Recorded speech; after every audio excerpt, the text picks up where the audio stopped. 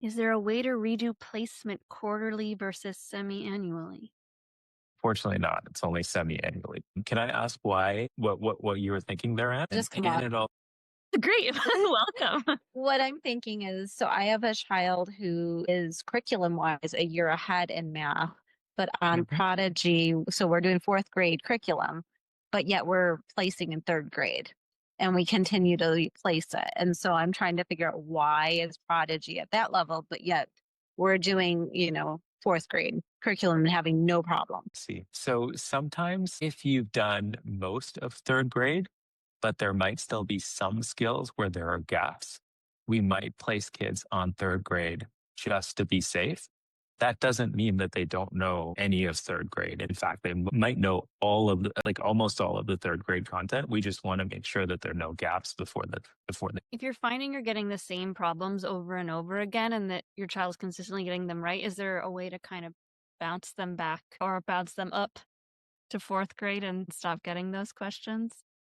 That's where the grade override might come in, but typically they shouldn't be getting stuck and getting questions right.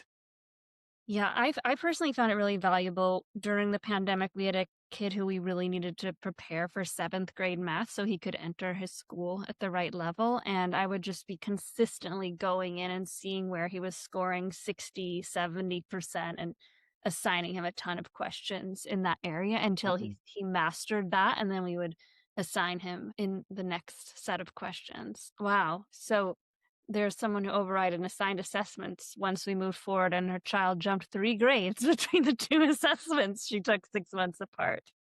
Wow, that's fantastic. And it also asks, do you plan to update the goals to be by fives? Can you explain what you mean by that? So right now you have to do 10, 20, 30, 40, 50. It'd be great to have Oh, 15, 25.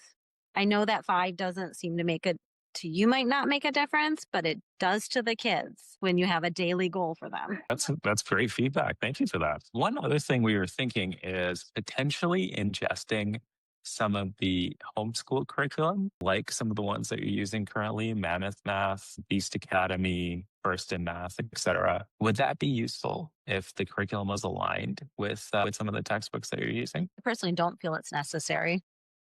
Okay, that's also good feedback. Alicia gave me a thumbs up, so I'm guessing it is helpful to her. Yeah, and it sounds like I think the challenge of her having a very gifted child that you're trying to study it is a little bit difficult. We also found that with Modulo that sometimes the questions just start to get too easy for the kids very quickly because they're learning one-on-one and they have all this at-home support, and so those assigning problems feature can be useful. And I would even take it a step further and let her assign herself her own problems. The more autonomy you can give to a child over their learning, especially if they are gifted or have learned any kind of learning differences, can be a really great way to give them more autonomy over the whole math process. Any other questions that we didn't get to here? I'd love to dig in a little bit more to math resistance because I know that some of you said that you had trouble just your student feeling intimidated or resistant to math. Are any of you finding that still when you're playing Prodigy? I'd just be curious to know a little more about how that manifests and if we can kind of help you get through that. I know we talked a little bit about boredom and how having just like assigning more difficult problems can be helpful and having the student teach back to you. Is that something that is kind of a helpful tip? Okay. I'm hearing a lot of people saying that even having Prodigy be even like more adaptive in terms of assigning these more complex problems, or even I'm thinking some type of gifted track.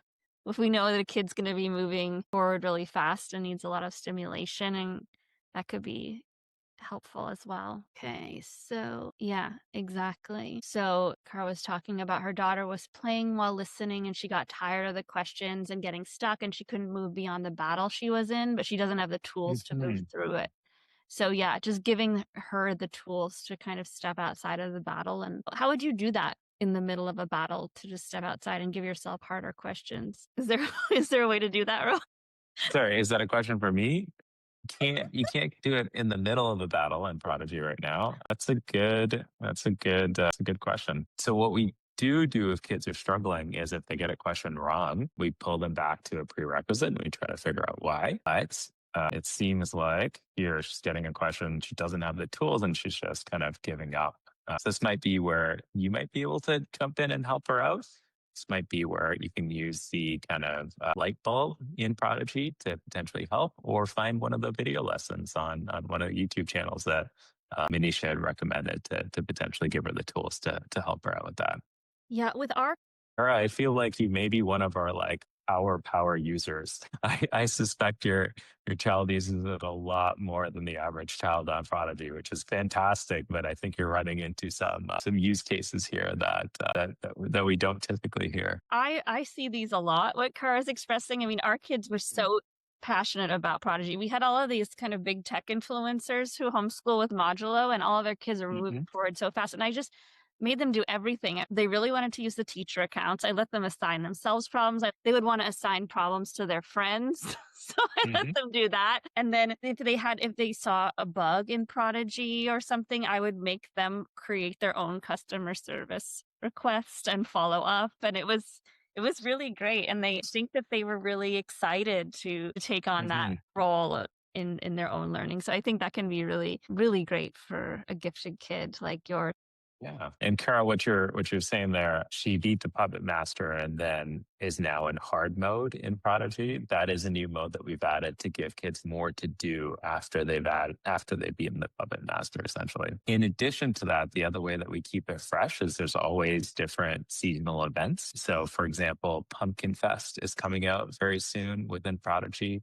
That'll have kind of Halloween pumpkin theme. Students can get all sorts of kind of Halloween masks for their characters and unique clothing and stuff like that. So that is how we try to keep it fresh, so that there's always something new to do within Prodigy. Yeah, absolutely. And when we had kids starting to assign, I think there are it can be a bit tricky when a kid is just really wanting to use it more for the math than for the battles in this case. But I think even, when our children were 5 or 6 years old, I didn't go off and say, get on your computer and assign yourself the questions, but I would sit there and walk them through it and let them do it while I was there and kind of take ownership over choosing things and stuff like that.